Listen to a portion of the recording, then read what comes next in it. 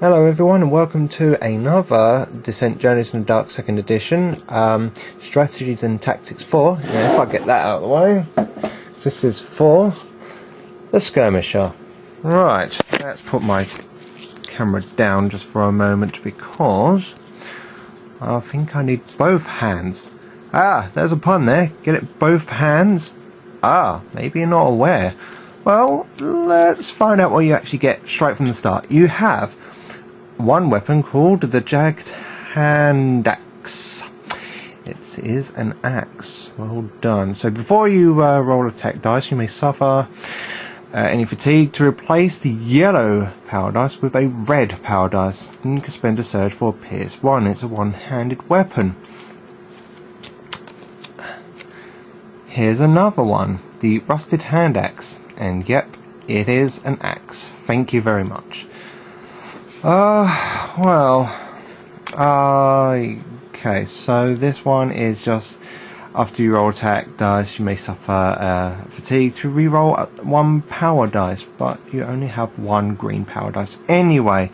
But it does give you a +2 damage from that. And then we have the skill, which is dual strike. Yes. Exhaust this card when you perform an attack. Before dice are rolled, if you have two melee weapons with one-hand icons equipped, which you should do anyway, add a surge to results. You may use the surge abilities on both weapons during the attack, and it's only fatigue 2. So if I want to attack, I probably would attack with this, spend maybe fatigue just to replace it with a red dice, so that's 3 use. So I'm attacking with a blue, red, and I have a surge already. If I get another surge, I could use one for the +2 damage and one for the Pierce 1, just in case. And that's what it's really all about, to use two hands. Well, let's find out what you can actually spend with your experience before anything else, because that's the fun part. How about back in action? So you apply +2 to your health. Hooray! That's always good, just with one experience point. Each time you stand up or revived by another hero, you may immediately move up to your speed. The way may is, well, why may? Why not just do it? Because it gives you a free action to do straight away, and there's no cost in that whatsoever, which is good. I like. What about this one? Deep wounds. Right. Exhaust this card when you resolve an attack that's dealt at least 1 damage to a monster after the defense roll. That monster suffers an additional damage and is bleeding, and only takes 1 fatigue. 1 fatigue to use when you resolve the attack. So it's not before, it's literally you got to deal 1 damage, and then you deal another damage and it's bleeding. Very good against lieutenants and nasty well, master monsters, let's say that. And how about this one? Keen Edge. Each attack you perform with a blade or axe weapon gets Pierce 1. Okay, I like it. It's certainly a backup one. All 3 of them is very good, but I'd definitely say that the Keen Edge is definitely more of a backup, just in case. I'd go for these 2 a little bit more straight away. I would probably, out of these 2, it's a very hard decision. I had to keep thinking and thinking and thinking, then I had to stop thinking because I got a headache. I'm still having troubles already. I would certainly go for the deep wounds though, just because of the extra damage and bleeding, and it only takes 1 fatigue afterwards. As you're not going to go down anytime soon now, are you? Well, you would do later. What else could you spend? How about the stuff that it takes to experience, like Unrelenting? Right, you exhaust this card after resolving an attack with a melee weapon with one hand icon. Wow, what are the odds? Perform an attack that targets one of the same monsters with a different melee weapon with one hand icon, and it only takes one fatigue. So really, it's you attack, spend one fatigue, making another attack, attacking the same monsters. 2 attacks, really, with 1 fatigue.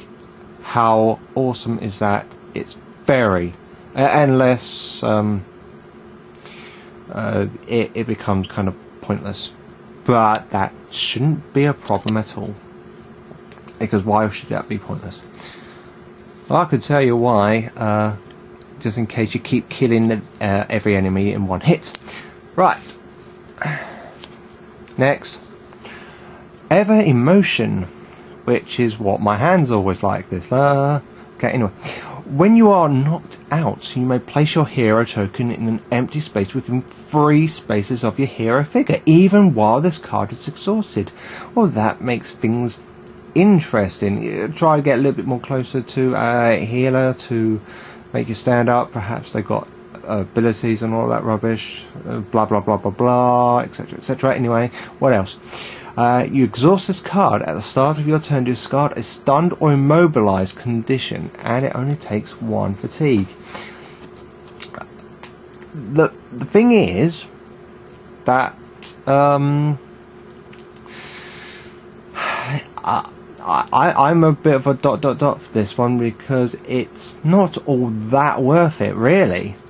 Sure, the moving your hero token in an empty space within 3 spaces of your hero figure may be good to get you out of trouble or anything like that, but still, the exhaust card for getting rid of the stun and immobilize, well, healers can do that anyway, unless you don't have a healer in your party.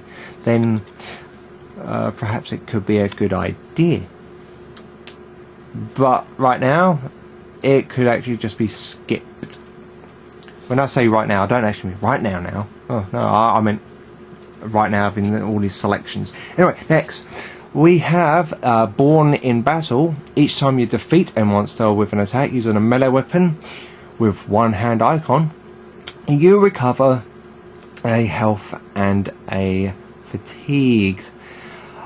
Why it's nice that you can recover 1 health and 1 fatigue, it might not be all that important, but if you combine it with Unrelenting, where you get like 2 attacks, well, technically 2 attacks, it could come in handy. If necessary, I would go for it, but Unrelenting is more of a must than any of the other skill 2. I'm going to call them skill 2s. But wait, there's 2 more, which is the free experience. Carve a Path. Oh yes, definitely. Apply +1 to your speed. With all warriors will love that, especially ones with movement of 3.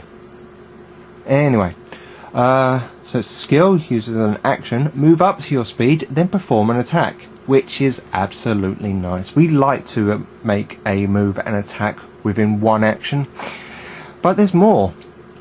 During this movement, you may move through spaces containing enemy figures, which is absolutely great. We like to move through enemy figures as long as we don't actually get caught in the middle.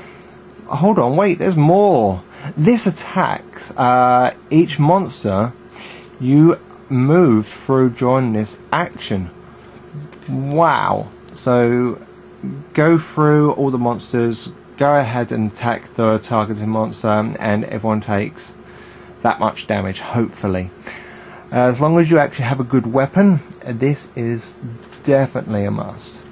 It takes 3 fatigue though, and yet again, as I said before, you don't want to be trapped between 2 imposing forces.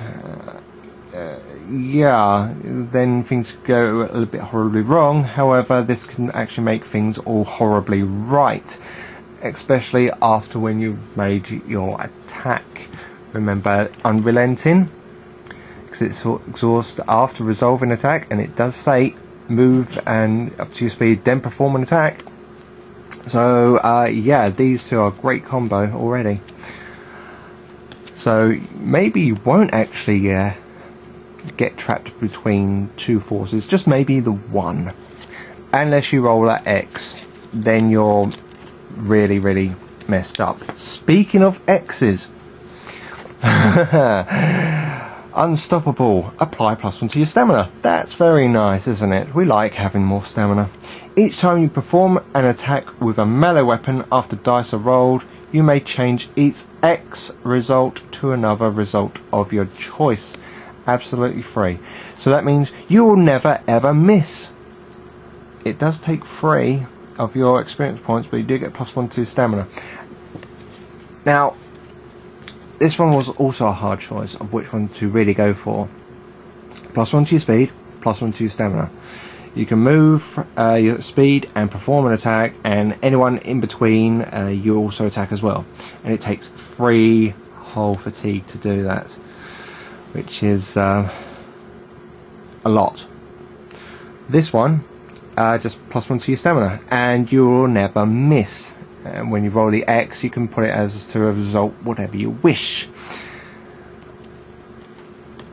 Out of these two, I would probably go for the Carver Path, just because of the extra speed, and of course the move up to your speed and perform an attack, as well as going through monsters. You could just pretend that it's you're really going for it. It doesn't matter about the consequences.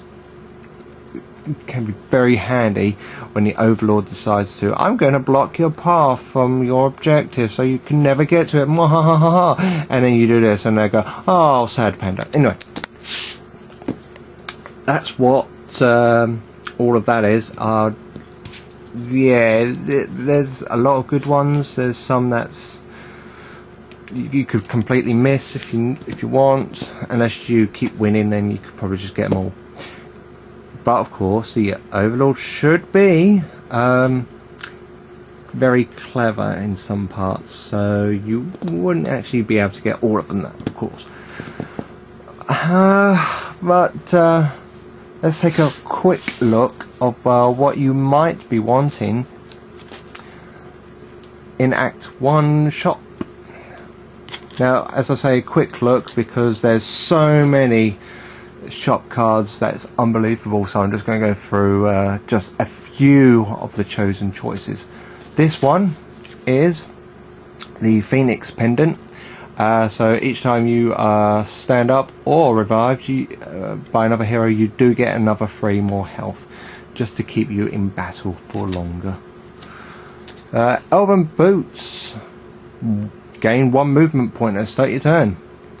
Who can say no to that, especially for warriors?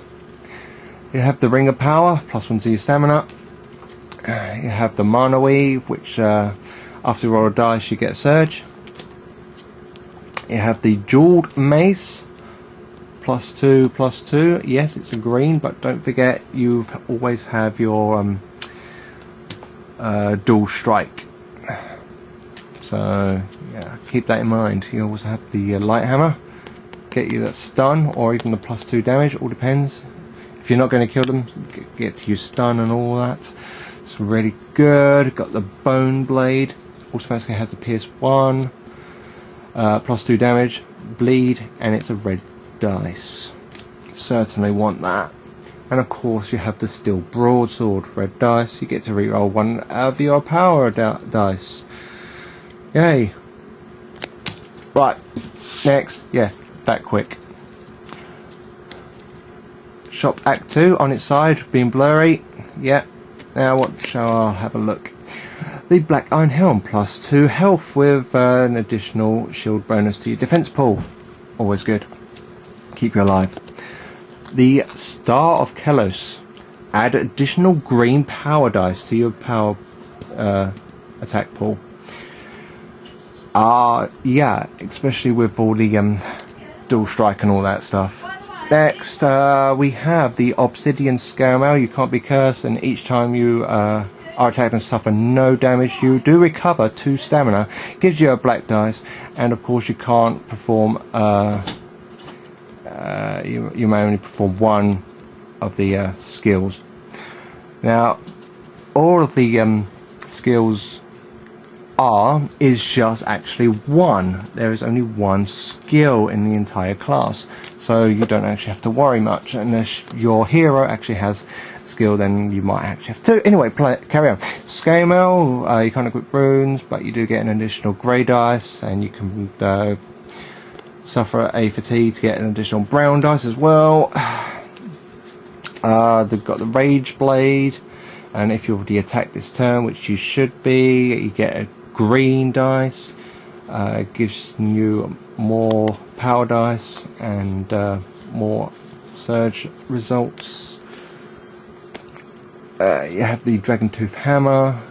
If your other hand is empty, which it shouldn't be, but all it is more to do with the 2 red dice, Pierce 2, and of course when dual striking you'll actually have another surge, which is great. Next we have the Rat Tooth Dagger, Pierce 1, +2 damage, bleed, disease.